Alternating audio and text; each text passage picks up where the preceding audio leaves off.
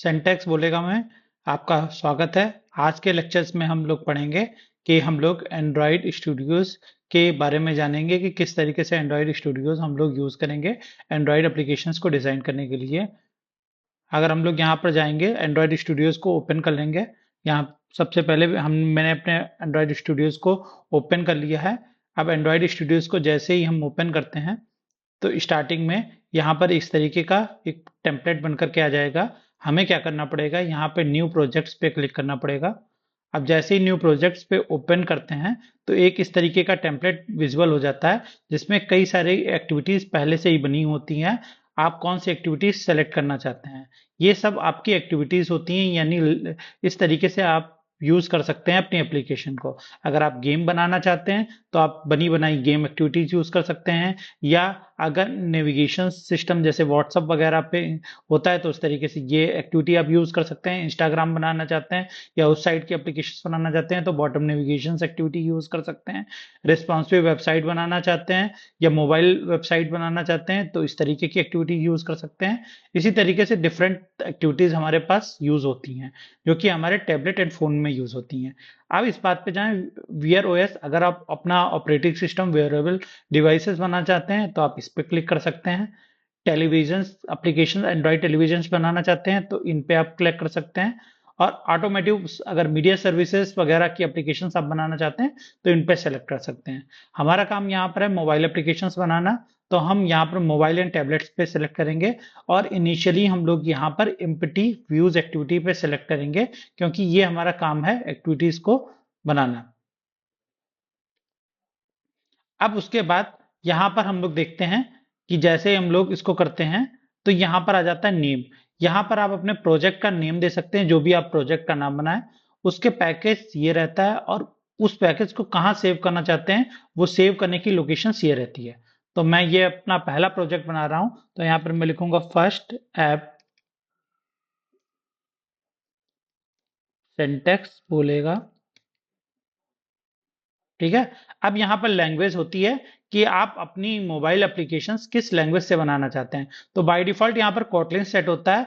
मैं आपको जावा से बताऊंगा कि किस तरीके से एप्लीकेशन बनती है, तो मैं यहाँ पर जावा सेट कर लूंगा। फिर आता है मिनिमम एचडीके, ठीक है। जैसा कि यहाँ पर शो हो रहा है मिनिमम एचडीके API 24 नोगॉट एंड्रॉइड 7, और इसके नीचे लिख करके आ रहा है your app will run on approximately 98.6% of device.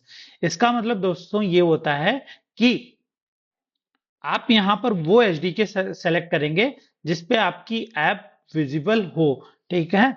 तो आप अगर देखिए कि मैंने यहां पर नोगॉट एंड्रॉइड 7 सेलेक्ट किया हुआ है तो 98.6% लोग अप्रोक्सीमेटली वर्ल्ड पे जिनके पास ये कॉन्फ़िगरेशन है वो मेरी एप्लीकेशंस को देख पाएंगे, आफ्टर वो इंस्टॉल कर पाएंगे, वो यूज कर पाएंगे।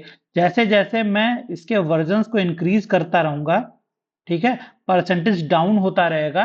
क्योंकि होगा क्या, बहुत कम लोग इस वर्जन्स को यूज करते हैं अपने मोबाइल फोन में। तो बेसिकली यहाँ पर हम लोग वो वर्जन सेलेक्ट करेंगे जिसपे यहाँ पर नंबर ज्यादा हो, ताकि जब हमारी एप्लीकेशन बन जाए तो ज्यादा से ज्यादा डिवाइसेस पे वो इंस्टॉलेशन की कैपेबिलिटीज रख सके, ठीक है। ये ग्रेडल फाइल होती है, इस पे अभी में कुछ वर्क नहीं करना है और यहाँ पर जाकर के हम लोग फिनिश पे वर्क कर देंगे, ठीक है। इनिशियली इसको बिल्डिंग होने पर कॉन्फ़िगरेशंस होने में थोड़ा टाइम लगता है। तो फर्स्ट टाइम अगर आप यूज कर रहे हैं तो थोड़ा सा आपको वेट करना पड़ेगा और उस समय नेट की कनेक्टिविटीज आपको ऑन करनी पड़ेगी, क्योंकि कई सारी फाइल्स ये आप देख रहे हैं ना ग्रिड लेवल पे, वो रन टाइम पे अडॉप्ट करता है और फैच करता है। तो हमें थोड़ा सा वेट करना पड़ेगा जब तक कि हमारा प्रोजेक्ट प्रॉपरली ग्रिडल नहीं हो जाता।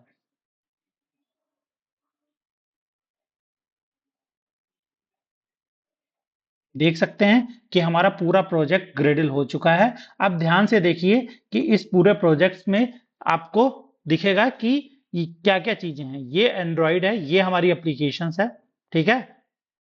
अगर हम इस पे जाएं तो ये हमारा एंड्रॉइड का डायरेक्टरी स्ट्रक्चर्स है, ये हमारी एप्लीकेशन है। और इस एप्लीकेशन में, ठीक है, ये हमारी जावा फाइल है जिसपे हम लोग कोड करेंगे, और ये हमारी XML फाइल है, ठीक है, जिसपे हम लोग डिजाइन करेंगे, ठीक है। ये हमारी XML फाइल है और ये हमारी जावा फाइल है जिसपे हम लोग कोड करेंगे। अब अभी ध्यान से देखिए कि अगर मैं इस XML फाइल पे क्लिक कर रहा हूं तो हमें यहाँ पर डिजाइनिंग पोर्शंस दिख रहा है, दो चीजें, एक व्हाइट कलर में और एक डार्क ब्लू कलर में।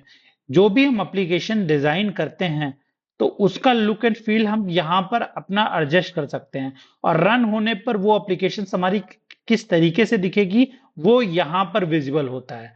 डेट मीन्स डिजाइन करते समय हम चेंजेस यहाँ पर करते हैं, और जब हमारी स्क्रीन रन हो जाएगी, हमारी एप्लीकेशन रन हो जाएगी स्क्रीन पे, तो वो किस तरीके से कंपोनेंट विजुअल होंगे वो यहाँ पर दिखते हैं। अभी यहाँ पर केवल डिजाइन पोर्शंस दिख रहा है, ठीक है। अगर आप यहाँ पर स्प्लिट पे कंटेंट करेंगे, ठीक है, तो ये आपको दोनों चीजें दिखाएगा। एक साइड में आपका डिजाइन पोर्शंस दिखाएगा और दूसरे साइड में आपका कोडिंग पोर्शंस दिखाएगा।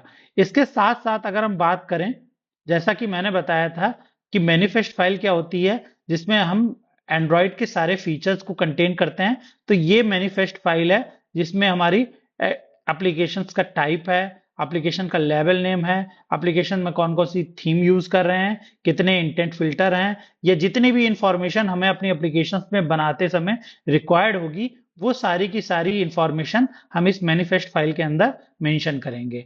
इसके अलावा मैंने लेक्चर्स में बताया था आरईएस फोल्डर्स में क्या होता है, रिसोर्सेस होते हैं। अगर आपको कोई भी इमेज या आपको इमेज चाहिए, आइकन चाहिए, तो वो आप ड्राइवल फोल्डर के अंदर पेस्ट करेंगे, ठीक है। अगर आपको कोई कलर की वैल्यूज वगैरह चाहिए तो यहाँ पर मेंशंस करना पड़ेगा, ठीक है। इसी तरीके से अगर आपको कोई लेआउट चाहिए या डिजाइनिंग पोर्शंस में और लेआउट चाहिए तो यहाँ पर चाहिए। ऑडियो वीडियो फाइल्स के लिए मिन मैप भी आप लोग यूज कर सकते हैं, या फाइल्स पेस्टर्स भी यूज कर सकते हैं, इनका यूज कर सकते हैं। साथ में अगर हम बात में देखें एप्लीकेशंस को रन करने के लिए, ये यहाँ पर रन एप्लीकेशंस आइकन है। स्टार्टिंग में आप जब एप्लीकेशंस रन करेंगे तो आपको एक वर्चुअल डिवाइस चाहिए होगा, जो कि आप डिवाइस यहां से डिवाइस मैनेजर्स के थ्रू उसको एक्सेस कर सकते हैं। किस तरीके से आपको क्लिक करना पड़ेगा, यहाँ पर डिवाइस मैनेजर्स पर क्लिक करना पड़ेगा, ठीक है। यहाँ पर देखिए प्लस का ऑप्शन है, ऐड अ न्यू डिवाइस, इस पर क्लिक करना पड़ेगा। फिर ऑप्शन आता है क्रिएट वर्चुअल डिवाइस, उस पर आप लोग क्लिक करेंगे और इसमें से कोई भी वर्चुअल डिवाइसेस आप सेलेक्ट कर लेंगे और उसके बाद नेक्स्ट करेंगे तो उसको आप लोग डाउनलोड कर लेंगे। तब आपकी एप्लीकेशंस उस वर्चुअल डिवाइसेस पे दिखेगी, जैसा कि हम लोगों ने आईडीज में बनाया था। मैंने already medium phone API virtual devices download कर लिया है। अब अगर मैं इसको एप्लीकेशंस को यहां से रन करता हूं तो वो एप्लीकेशंस हमारी उस वर्चुअल डिवाइसेस में डिस्प्ले होगी। रन करके चलिए देखते हैं। यहां पर इस एप्लीकेशंस को क्लिक किया रन करने के लिए, ग्रेडल बिल्ड हो रहा है, थोड़ा सा स्टार्टिंग में इसमें टाइम लगेगा, और जैसे ही ग्रेडल बिल्ड होता है आप यहां से देख सकते हैं एप्लीकेशंस यहां से इंस्टॉल हो रही है, वर्चुअल डिवाइसेस ओपन हो रहा है, गूगल ओपन हो चुका है। यहाँ पर एप्लीकेशंस लॉन्च होने जा रही है।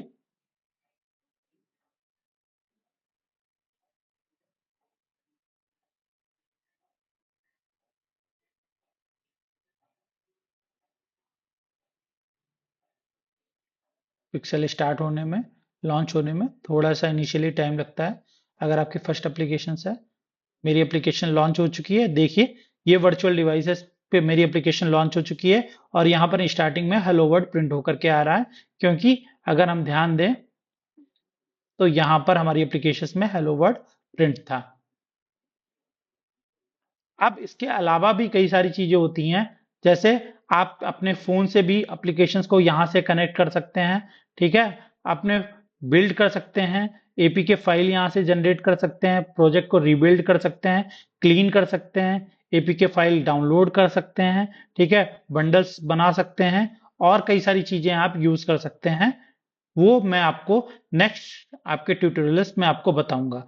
तो ये वर्किंग थी आपकी एंड्रॉइड स्टूडियोज की, कि किस तरीके से ओपन होता है, किस तरीके से एमुलेटर्स हम लोग यूज करते हैं और किस तरीके से वर्क करते हैं। होप आपको ये लेक्चर समझ में आया होगा। अगर आपको कोई डाउट है तो आप कमेंट सेक्शंस में पूछ सकते हैं। बने रहिए हमारे चैनल्स पे, सिंटेक्स बोलेगा वे। Thank you, bye bye.